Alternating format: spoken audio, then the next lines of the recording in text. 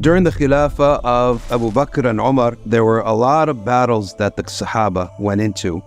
One Sahabi, I want to point him out to you, his name is Ala ibn al-Hadrami. He's out far away in the lands of Bahrain next to Persia. And there he's leading a group of Muslims who are traveling through the desert to face their enemy, when the camels, for some reason, got nervous and all scattered, leaving the soldiers in a patch of desert with no food, no water, and no transportation. This used to happen to Arabs all the time, and they would sit and just dig their graves and wait to die. As you're lost in the desert, the journey's so long, and you have no transport, no food, no water. So he saw all these soldiers in complete state of desperation. He gathered them all, and he said, call the adhan. And it was Salat al-Fajr.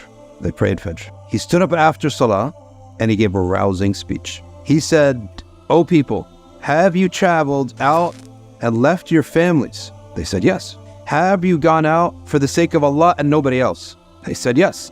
"Are you going to face the enemy and lose your lives?" They said, "Yes." He said, "Have you just prayed Salat al-Fajr in Jama'ah for the sake of Allah and nobody else?" They said, "Yes." He said, "Do you think someone will do all of these things and then Allah will abandon them?"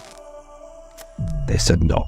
Ala ibn al-Hadrami is doing something which we call Tawassul bil-A'mal, is to draw near to Allah with your dua by presenting deeds. This is one of the best ways to get your dua answered, which is to present your good deeds to Allah, not boasting and taking credit for it, but you did do it, you intended it, and you did it only for the sake of Allah, and now you're looking to cash out. Some people think, if I do this, I get my reward in this life and not in the next life. That's not true. One time a man came to the Sahaba, were sitting around after a battle and saying, so-and-so was amazing. He did so many kills. He did so much to the enemy. And another Sahabi said, too bad you all praised him. Now he won't get his reward in the afterlife, because you only get one reward in this life or the next. That's what he thinks. The Prophet said, no.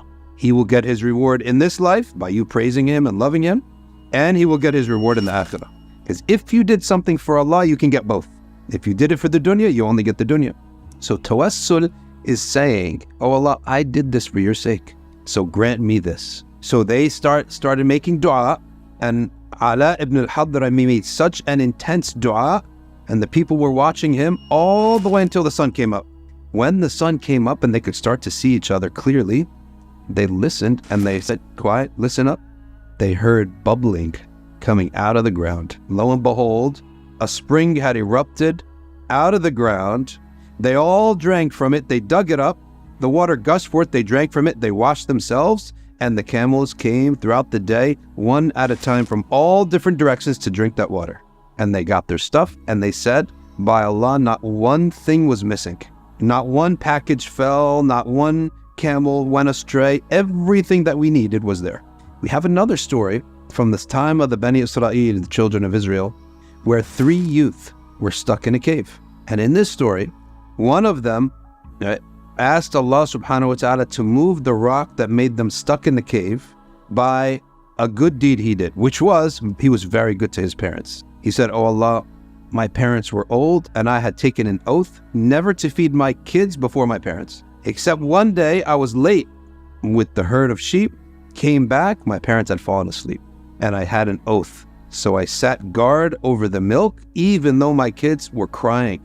And I waited for my parents to wake up, gave them milk, then I gave my kids milk. Oh Allah, if I did this for your sake, then move the rock. So a rock moved 1/3 of the way. Now a third person, he didn't have such a good deed, such a pious good deed. He had just honest business. He was just honest in business. Business is not charity. Honesty in business is enough. To give people their dues is enough. The Prophet ﷺ said the honest merchant is with the martyrs on the Day of Judgment. So one was generous to his family. The second was just fair. So a man worked for him and he owed him a male sheep and a female sheep. All right, after his work, the worker said, I'm going to travel. I don't need these sheep now. Save them for me for later. So the man left, and the owner of the sheep took these sheep and married them together, or mated them together. After 10 years, the man remembered, oh, I need 2 sheep. That guy owes me 2 sheep. So he went And he said, remember me, I worked for you that one day. You owe me a male sheep and a female sheep. He said, that old valley over there, he looked, he found it filled with sheep. He said, all that's yours. He said, how? You only owe me 2. He said, yes, but I mated them.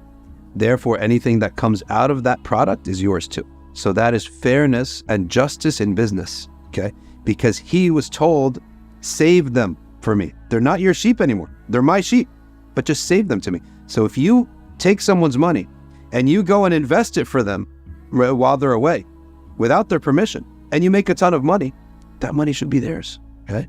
And in fiqh, of course, there are discussions about that. They may say you did haram, but the money's yours, so check your fiqh for that.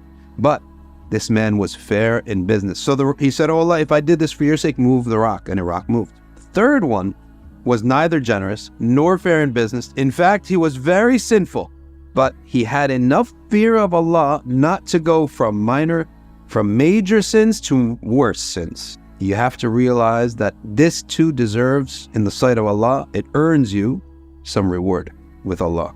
This man, he loved a woman. That woman was a cousin of his. And in his eyes, she was the most beautiful person in the world. He wanted to marry her so badly, but she rejected him. She didn't want to marry him.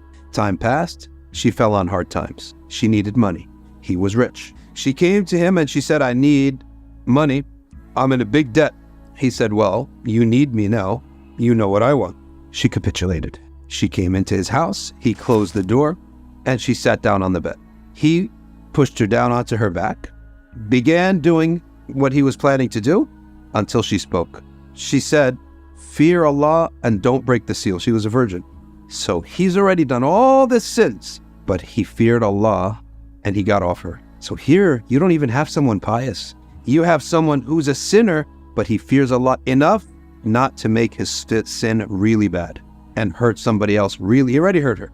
He already disgraced her, but he didn't go too far in it.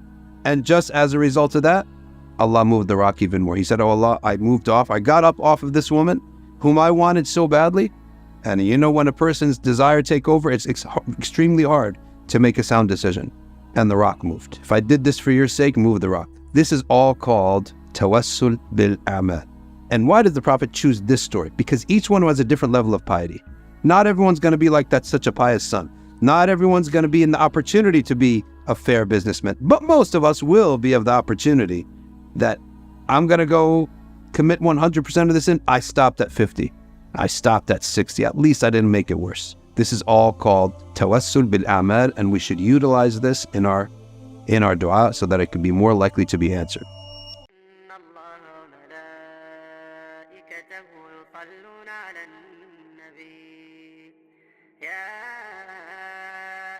الذين آمنوا صلوا عليه وسلموا تسليما